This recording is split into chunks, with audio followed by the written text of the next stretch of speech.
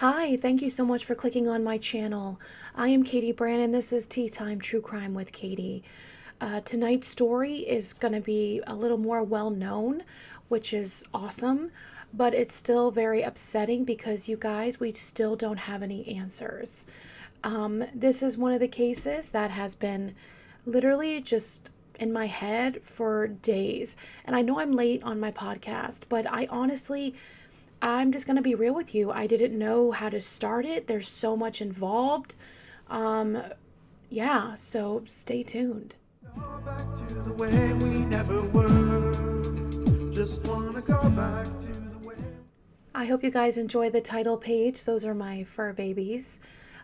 Usually I have a shout out for a product that I really like or a book, but honestly, I kind of want to shout out an indie movie. Now, it's not for everyone. I don't recommend children watching it, but if you are an adult and you like to be entertained, I really, really recommend Strange Darling. If anyone can get that movie poster, please, I would love it to have in the background of my podcast. Um, and my recommendation is go into that movie knowing nothing about it. I didn't know anything. I just saw Kyle Gallner and I'm in. You know what I'm saying? He is one of those underappreciated actors. I've loved him since The Haunting in Connecticut, even the remake of Nightmare on Elm Street, which you guys probably have your opinions about. But no matter what he is in, he he grabs your attention and he's intense. And he's intense for a Libra, but I definitely recommend Strange Darling.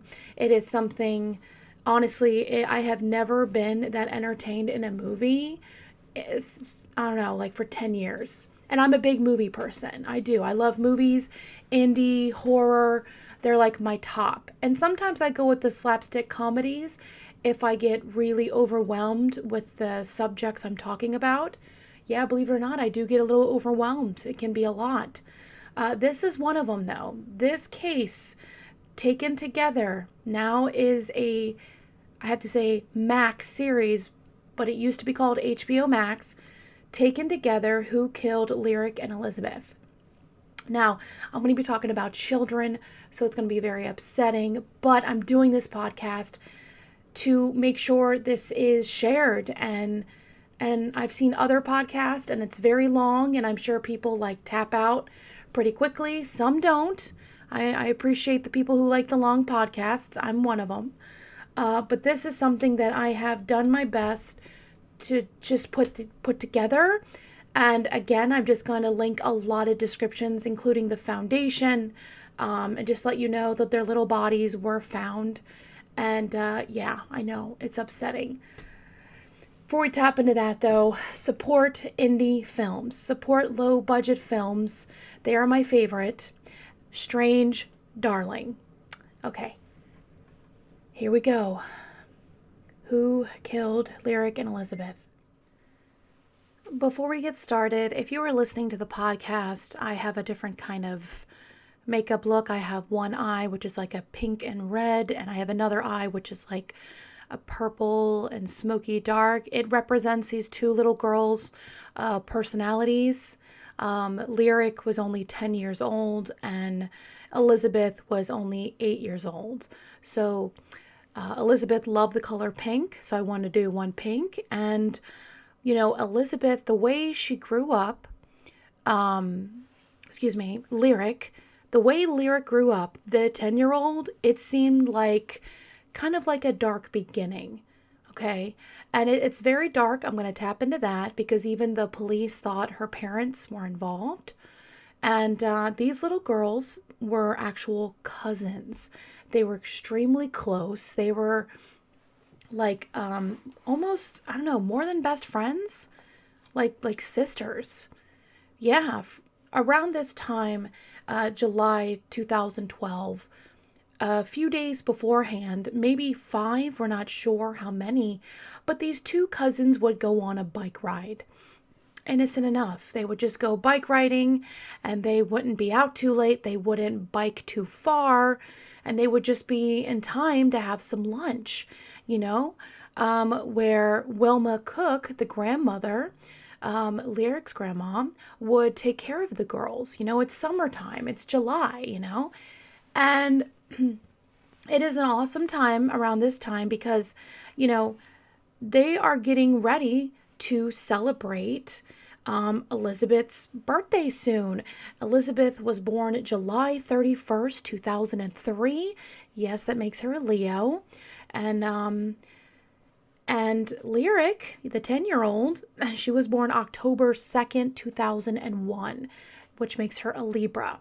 So a really awesome dynamic. A Libra, Leo, they're kids, they're having a good time. Now, they go on for the bike ride. And July 13th, 2012, they don't come back. They always, ride their bikes together, and the grandmother is basically saying, hey, don't be out too late, because they had plans that day.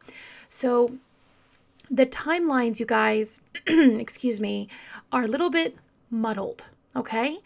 Now, when I watched the TV interview with the grandmother, Wilma Cook, she says the girls left around 11:30. But then when I look at other sources and different kind of articles, they say the girls left around noon. All right. Now, it is a big deal because there were apparently eyewitnesses that actually seen the girls on their bikes. But personally, they may have one man, I don't want to say his name, but I think he may have been mistaken because I don't know about you guys, but sometimes I get my days mixed together. I do. If you do the same thing all the time and you think you did it like yesterday, but you actually did something like 3 days ago or 2 days ago, you're like, oh no, yeah, you're right. It wasn't yesterday. So I think he got a little mixed up because as I was reading, these girls, unfortunately developed a pattern. When you're on, when you're doing a bike ride, maybe like a week or 5 days in a row, somebody was watching. Somebody was watching these little girls. And then when they saw that that was their time to snatch these girls, sadly, they or he or she took their chance. Double abduction, okay? When two people are kidnapped at once is extremely rare, you guys. Abductions are common, which is awful, but double abduction, especially with children, cousins, insanely rare.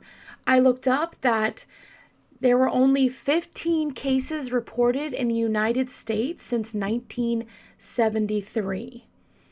Yes. So these girls, these cousins, we don't know the timeline, which is frustrating, but there was surveillance evidence from a building that saw the two little girls ride their bike, okay? And later that day, as everyone is looking for these little girls, it wasn't just like an hour later. It wasn't just, no. Apparently, with the grandma was like, God dang it, I told you to be home at this time in like 15 minutes or 30. Not sure about the time, you guys. We're not sure about. But as soon as they didn't come home, she contacted her daughter and she contacted the family and they were out looking. Now, the father, Drew, he didn't think anything of it in the beginning. He was just like, okay, they're probably talking at a neighbor and time just got away from them too quickly. Horrifically, though, the family went around, driving around the neighborhood, and this is in Evansdale, Iowa.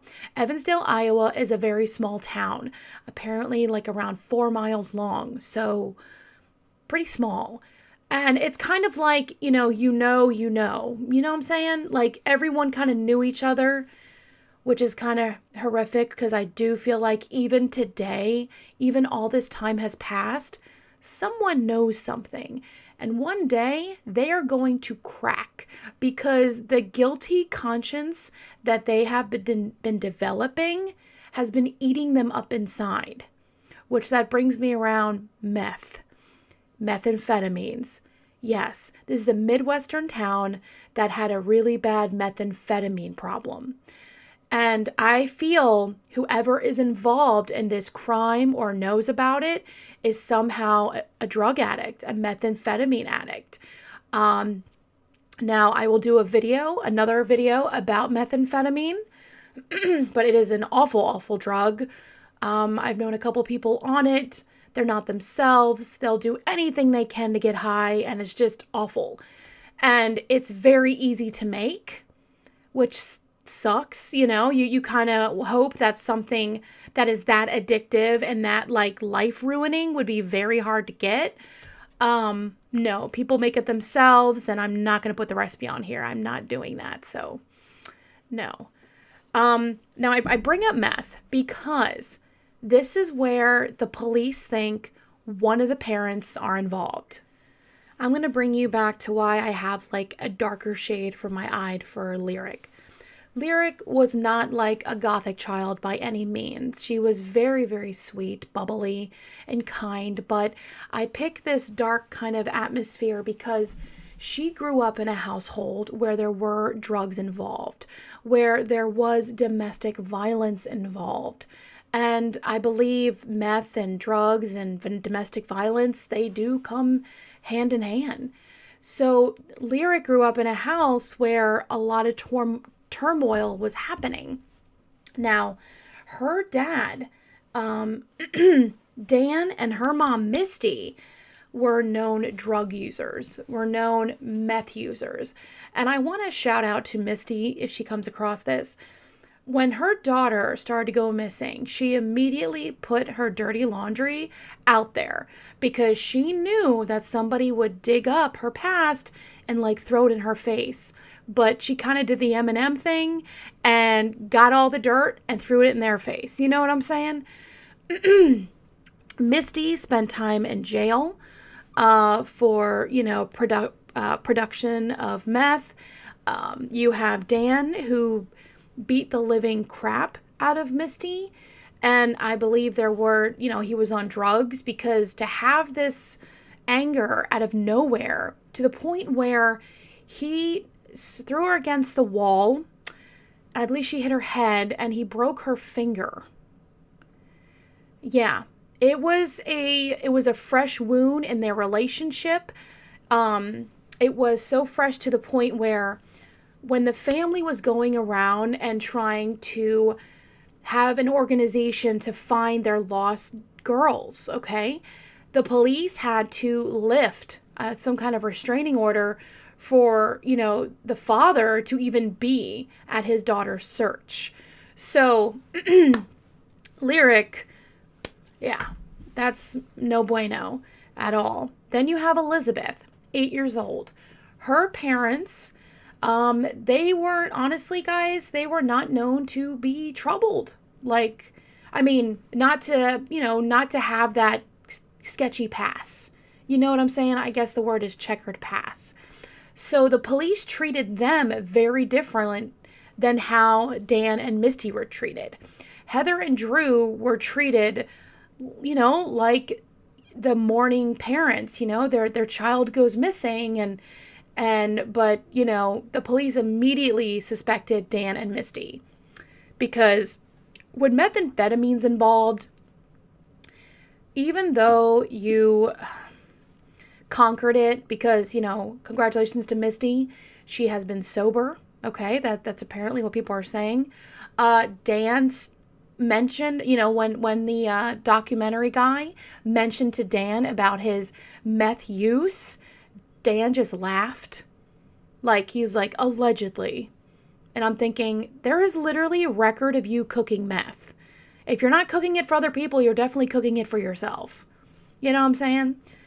But I'm not going to drug shame, okay? Because it is a disease. It is awful. And I don't wish it on anyone, okay?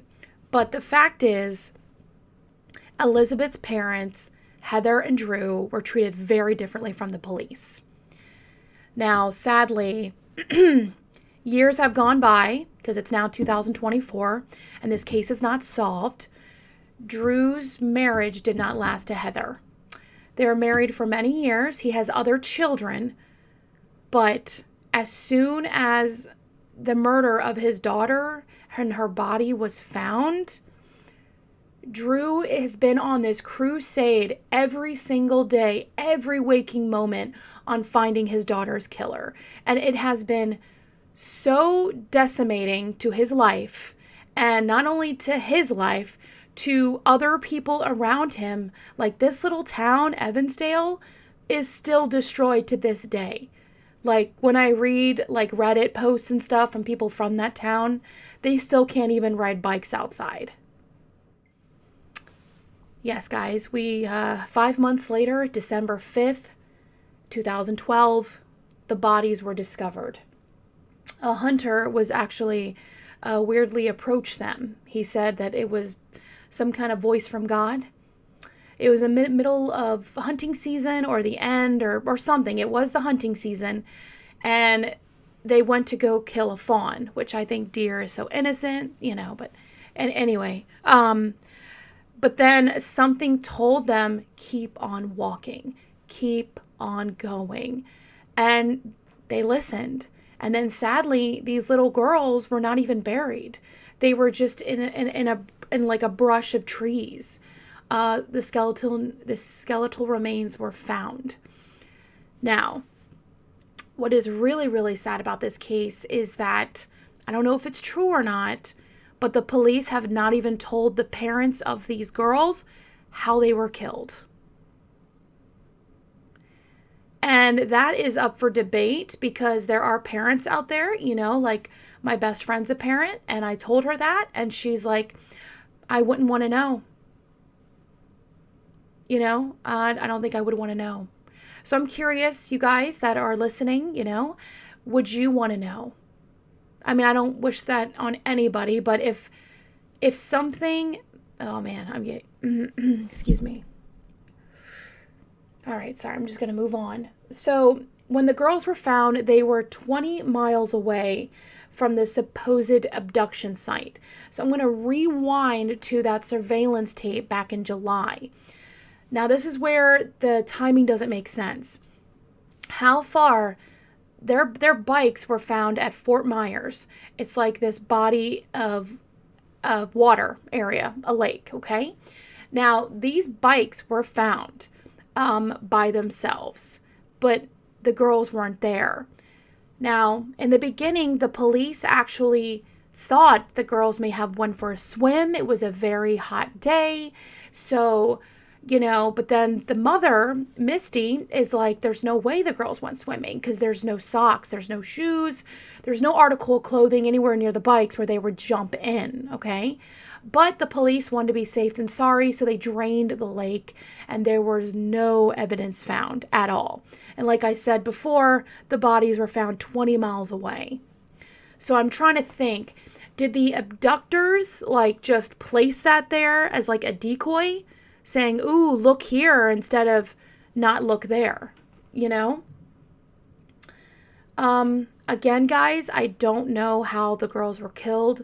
My guess, if it is that upsetting, there may have been SA involved, and also definitely stabbing. I don't know why I'm feeling some kind of stabbing. I'm not feeling suffocation. I'm just feeling a lot of pain in the chest.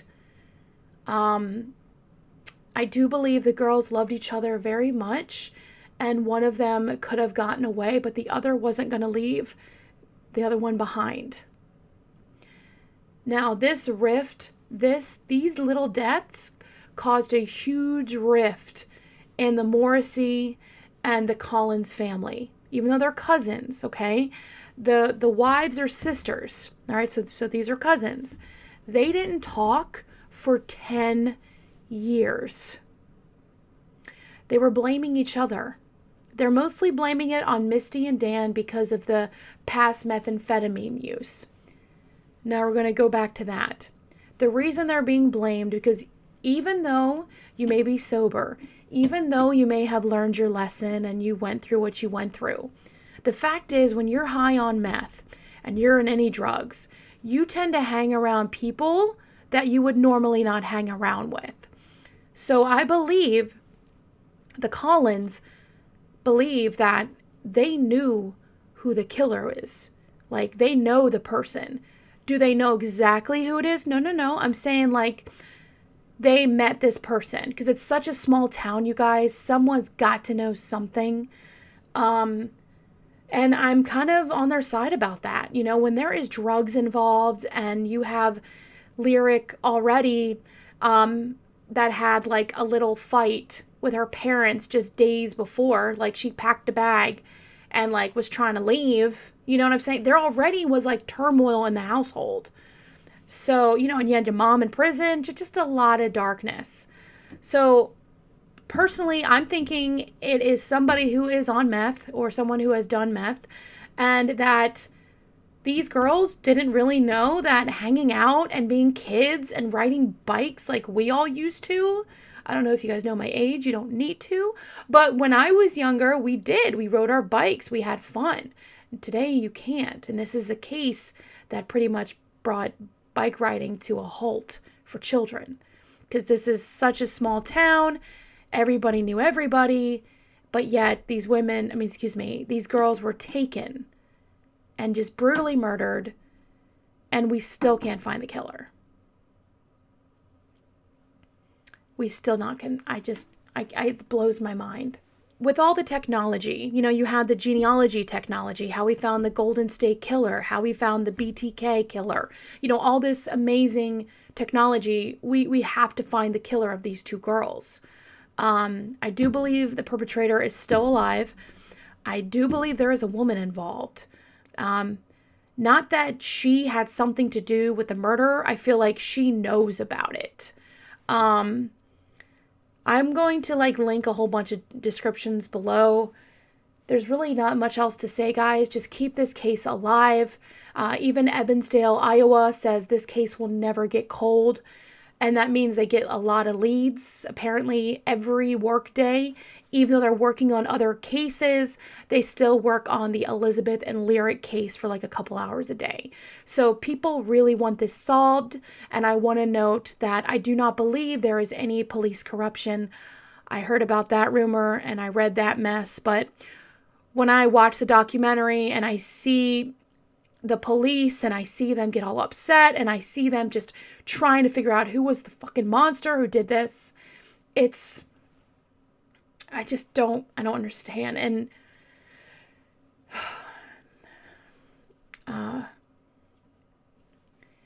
if you guys know anything, just keep giving them leads. All right. I'll have a phone number right here that you can contact, and also in the description below, I'm going to have like quite a few descriptions. Also, guys, it is my birthday month. Yay! I'm so excited. So I have something on Facebook, and I love the Doe DNA project. I'm probably like, dyslexing that because I have a little bit of dyslexia. I swear I do, because I write something and it's like backwards and I can read backwards really well. Anywho's, so I'm going to have that link down in the description below. So all I'm asking for my birthday is if you can go and help other families find closure, because this foundation is for people to raise money to have all these Jane Does that don't even know, where they come from, or so. They raise money for the genealogy technology to help all these Jane Does for these cases to get solved and for these families to have answers.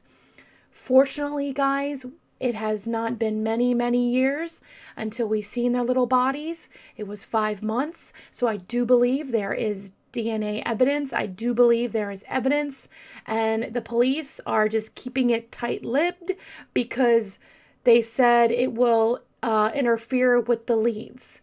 So I think they know who it is, but they're building a case. But let me know what you guys think. I'm sending positive energy out there. I lit 2 candles behind me for Lyric and Elizabeth, and I just want to say that I am so sorry, little ones, that you were taken so fast, so brutally, by someone you probably have seen before. And I know one of you would have survived. But you wouldn't leave each other's side. And I think that's love.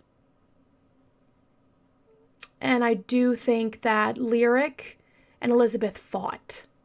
I do believe there was fighting involved. I don't believe there was, they didn't go easy.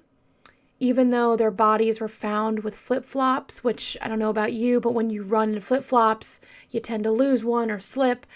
But I feel like when he had them in his grip, they fought. Or maybe he put the flip-flop on them after they passed away. We don't know. All right, I'm blagging. Thank you very much, guys. This is very difficult. Drew, I really hope you get answers. Misty, Heather, Dan, I really hope you guys get answers. I really hope we catch the monster who has done this. And I am very confused because when you guys watch the Max show, there is so many bad molesters and sex offenders out there, and we hear about 3 or 4 of them in the documentary. It's 3 episodes. Go watch it, and then have someone's guilty conscience eat them alive and bring these little girls justice. Thank you very much, you guys. The tea I had today, honestly, it's probably filled with chemicals, but it's delicious. It is called Bubble Milk Tea Drink Brown Sugar. And this is my happy place. Boba is my absolute favorite. I don't get it that often, but when it's 98 cents at Walmart, why not? You know what I'm saying? All right. I'll see you soon, guys. You are loved. You are cherished. And remember, you are doing better than you think. Bye, guys.